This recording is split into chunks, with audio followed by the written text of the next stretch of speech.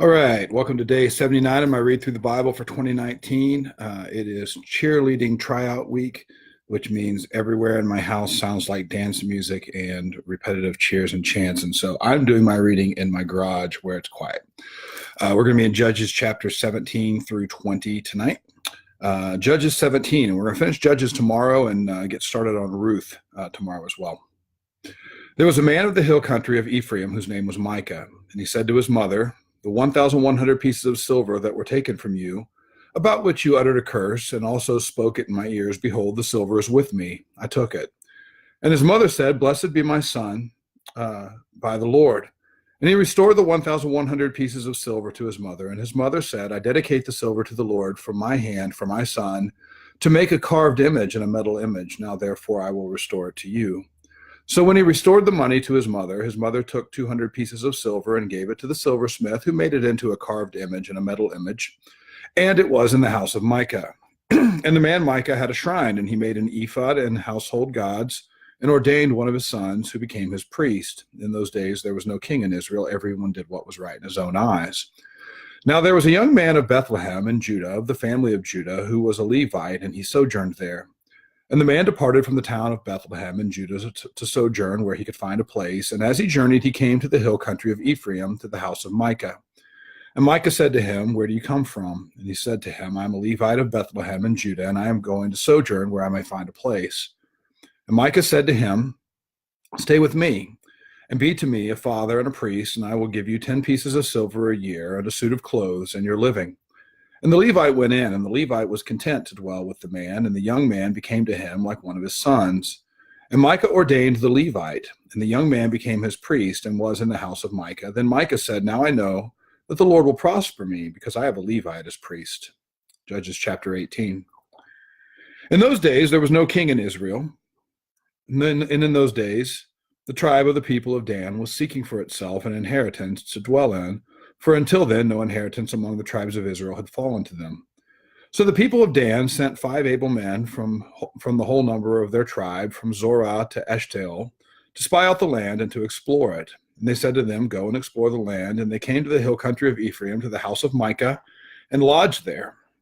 When they were by the house of Micah, they recognized the voice of the young Levite, and they turned aside and said to him, "Who brought you here? What are you doing in this place? What is your business here?" And he said to them, "This is how Micah dealt with me. He has hired me, and I have become his priest." And they said to him, "Inquire of God, please, that we may know whether the journey on which we are setting out will succeed." And the priest said to them, "Go in peace. The journey on which you go is under the eye of the Lord." Then the 5 men departed and came to Laish, and saw the people who were there, how they lived in security after the manner of the Sidonians, quiet and unsuspecting, lacking nothing that is in the earth, and possessing wealth. And how they were far from the Sidonians, and had no dealings with anyone. And when they came to their brothers at Zorah and Eshtaol, their brothers said to them, "What do you report?" They said, "Arise, and let us go up against them, for we have seen the land, and behold, it is very good. And will you do nothing? Do not be slow to go, to enter in and possess the land. As soon as you enter in, or rather, as soon as you go, you will come to an unsuspecting people. The land is spacious, for God has given it into your hands, a place where there is no lack of anything that is in the earth." So 600 men of the tribe of Dan, armed with weapons of war, set out from Zorah and Eshtaol, and went up and encamped at Kiriath Jearim in Judah. On this account, the place is called Mahanadan to this day, and behold, it is west of Kiriath Jearim. And they passed on from there to the hill country of Ephraim, and came to the house of Micah. Then the 5 men who had gone to scout out the country of Laish said to their brothers, "Do you know that in these houses there are an ephod, household gods, a carved image, and a metal image? Now therefore consider what you will do." And they turned aside there, and came to the house of the young Levite at the home of Micah, and asked him about his welfare. Now the 600 men of the Danites, armed with their weapons of war, stood by the entrance of the gate. And the 5 men who had gone to scout out the land went up and entered and took the carved image, the ephod, the household gods, and the metal image, while the priest stood at the entrance of the gate with the 600 men armed with weapons of war. And when these went into Micah's house and took the carved image, the ephod, the household gods, and the metal image, the priest said to them, "What are you doing?" They said to him, "Keep quiet, put your hand on your mouth, and come with us, and be to us a father and a priest. Is it better for you to be priest to the house of one man, or be priest to a tribe and clan of Israel?" And the priest's heart was glad. He took the ephod and the household gods and the carved image and went along with the people. So they turned and departed, putting the little ones and the livestock and the goods in front of them. When they had gone a distance from the home of Micah, the men who were in the houses near Micah's house were called out, and they overtook the people of Dan. And they shouted to the people of Dan, who turned around and said to Micah, "What is the matter with you, that you come with such a company?" And he said, "You take my gods that I made in the priest and go away, and what have I left? How, then, do you ask me, what is the matter with you?" And the people of Dan said to him, "Do not let your voice be heard among us, lest angry fellows fall upon you, and you lose your life with the lives of your household." Then the people of Dan went their way, and when Micah saw that they were too strong for him, he turned and went back to his home. But the people of Dan took what Micah had made, and the priest who belonged to him, and they came to Laish, to a people quiet and unsuspecting, and struck them with the edge of the sword, and burned the city with fire. And there was no deliverer, because it was far from Sidon, and they had no dealings with anyone. It was in the valley that belongs to Beth Rahab. And then they rebuilt the city and lived in it, and they named the city Dan, after the name of Dan, their ancestor, who was born to Israel. But the name of the city was Laish at first. And the people of Dan set up the carved image for themselves, and Jonathan, the son of Gershom, son of Moses, and his sons were priests to the tribe of the Danites until the day of the captivity of the land.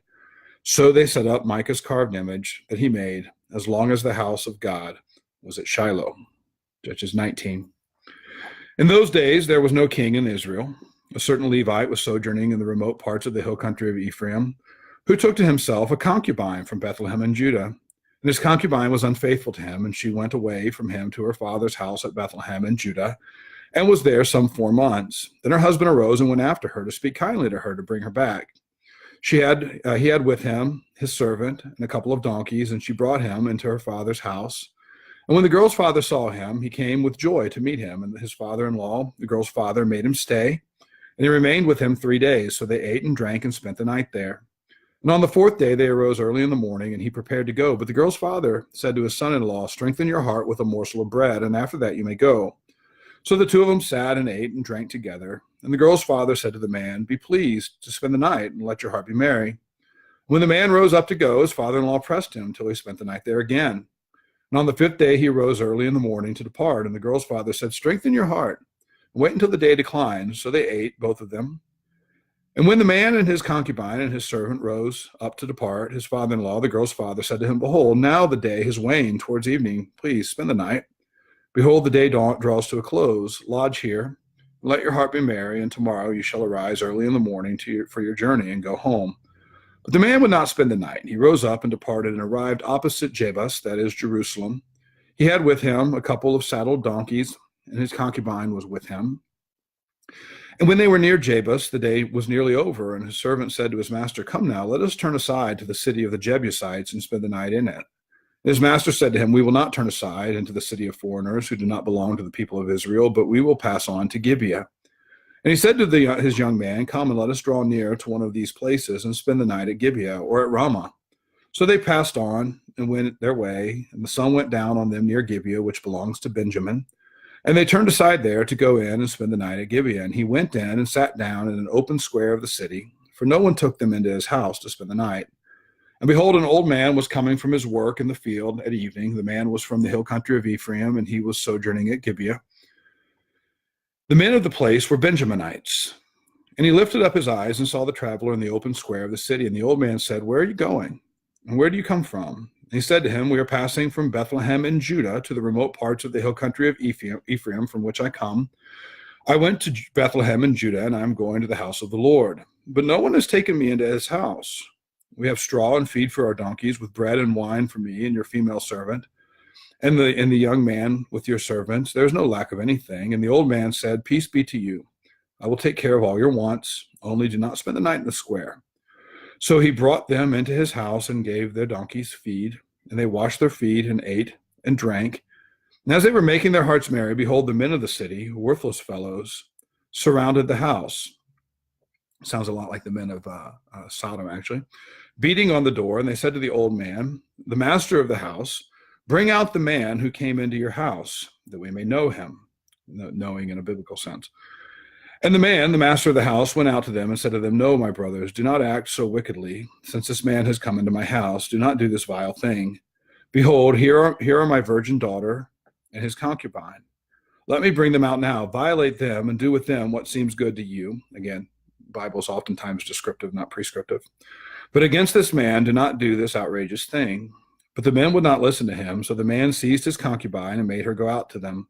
And they knew her and abused her all night until the morning. And as the dawn began to break, they let her go. And as the morning appeared, the woman came and fell down at the door of the man's house where her master was until it was light. And her master rose up in the morning, and when he opened the doors of the house and went out to go his way, behold, there was his concubine lying at the door of the house with her hands on the threshold. And he said to her, Get up, let us be going. But there was no answer. Then he put her on the donkey, and the man rose up and went away to his home.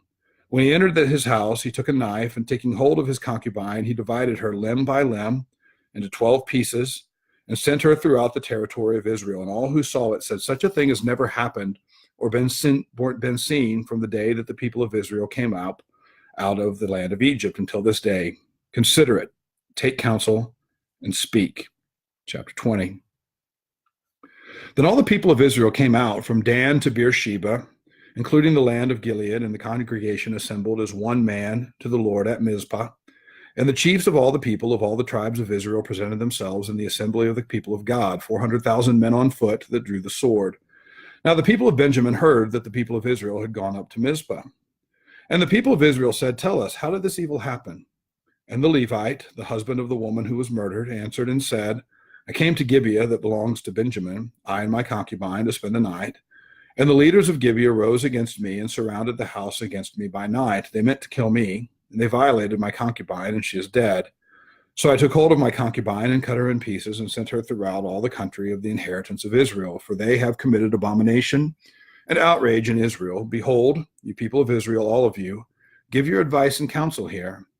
And all of the people arose as one man, saying, None of us will go to his tent, and none of us will return to his house. But now this is what we will do to Gibeah. We will go up against it by lot, and we will take 10 men of 100 throughout all the tribes of Israel, and 100 of 1,000, and 1,000 of 10,000, to bring provisions for the people, that when they come, they may repay Gibeah of Benjamin for all the outrage that they have committed in Israel. So all the men of Israel gathered against the city, united as one man. And the tribes of Israel sent men throughout all the tribe of Benjamin, saying, What evil is this that has taken place among you? Now therefore give up the men, the worthless fellows in Gibeah, that we may put them to death and purge evil from Israel. But the Benjaminites would not listen to the voice of their brothers, the people of Israel. Then the people of Benjamin came to go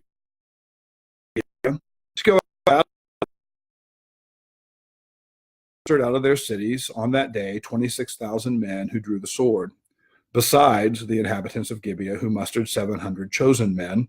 Among all these were 700 chosen men who were left-handed. Every one could sling a stone at a hair and not miss. And the men of Israel, apart from Benjamin, mustered 400,000 men who drew the sword. All of these were men of war. The people of Israel arose and went up to Bethel and inquired of God, Who shall go up first for us to fight against the people of Benjamin? And the Lord said, Judah shall go up first. Then the people of Israel rose in the morning and encamped against Gibeah, and the men of Israel went out to fight against Benjamin. And the men of Israel drew up the battle line against them at Gibeah. The people of Benjamin came out of Gibeah and destroyed on that day 22,000 men of the Israelites. But the men of Israel, took courage and again formed the battle line in the same place where they had formed it on the first day. And the people of Israel went up and wept before the Lord until the evening. And they inquired of the Lord, Shall we again draw near to fight against our brothers, the people of Benjamin? And the Lord said, Go up against them. So the people of Israel came near against the people of Benjamin the second day. And Benjamin went against them out of Gibeah. And remember, Benjamin's one of the tribes of Israel. We will see a rivalry develop between Benjamin and Judah over the course of our study. Where were we? They wept and came up to Bethel and wept. So the people of Israel came near against the people of Benjamin the second day, and Benjamin went out against them at Gibeah the second day and destroyed 18,000 men of the people of Israel. All these were men who drew the sword. Then all the people of Israel, the whole army, went up and came to Bethel and wept. They sat there before the Lord and fasted that day until evening and offered burnt offerings and peace offerings before the Lord. The people of Israel inquired of the Lord, for the ark of the covenant of God was there in those days. And Phinehas, the son of Eleazar, son of Aaron, ministered before it in those days, saying, Shall we go out once more to battle against our brothers, the people of Benjamin, or shall we cease? And the Lord said, Go up, for tomorrow I will give them into your hand. So Israel set men in ambush around Gibeah, and the people of Israel went up against the people of Benjamin on the third day and set themselves in array against Gibeah, as at other times, and the people of Benjamin went out against the people who were drawn away from the city. And as at other times, they began to strike and kill some of the people in the highways, one of which goes up to Bethel and the other to Gibeah, and in the open country, about 30 men of Israel. And the people of Benjamin said, They are routed before us, as at the first. But the people of Israel said, Let us flee and draw them away from the city to the highways. And all the men of Israel rose up out of their place and set themselves in array at Baal Tamar. And the people of Israel who were in ambush rushed out of their place from Merageba, and they came against Gibeah, 10,000 chosen men out of all Israel, and the battle was hard. But the Benjaminites did not know that disaster was close upon them. And the Lord defeated Benjamin before Israel, and the people of Israel destroyed 25,100 men of Benjamin that day. All these were men who drew the sword. So the people of Benjamin saw that they were defeated. The men of Israel gave ground to Benjamin, because they trusted the men in ambush whom they had set against Gibeah. Then the men in ambush hurried and rushed against Gibeah. The men in ambush moved out and struck all the city with the edge of the sword. Now the appointed signal between the men of Israel and the men in the main ambush was that when they made a great cloud of smoke rise up out of the city, the men of Israel should turn in battle. Now Benjamin had begun to strike and kill about 30 men of Israel. They said, Surely they are defeated before us, as in the first battle. But when the signal began to rise out of the city in a column of smoke, the Benjaminites looked behind them, and behold, the whole of the city went up in smoke to heaven. Then the men of Israel turned, and the men of Benjamin were dismayed, for they saw that disaster was close upon them. Therefore they turned their backs before the men of Israel in the direction of the wilderness, but the battle overtook them. And those who came out of the cities were destroying them in their midst. Surrounding the Benjaminites, they pursued them and trod them down from Nohah, as far as opposite Gibeah on the east. 18,000 men of Benjamin fell, all of them men of valor, and they turned and fled toward the wilderness of the rock of Rimmon. 5,000 men of them were cut down in the highways, and they were pursued hard to get to Gidom, and 2,000 men of them were struck down. So all who fell that day of Benjamin were 25,000 men who drew the sword, all of them men of valor. But 600 men turned and fled toward the wilderness to the rock of Rimmon, and remained at the rock of Rimmon 4 months. And the men of Israel turned back against the people of Benjamin and struck them with the edge of the sword, the city, men, beasts, and all they found, and all the towns that they found, they set on fire. All right. So we have up through Judges 20. We're going to be in Judges 21 tomorrow, and then jump into Ruth chapter 1. So moving right along, tomorrow will be day 80. So see you guys then.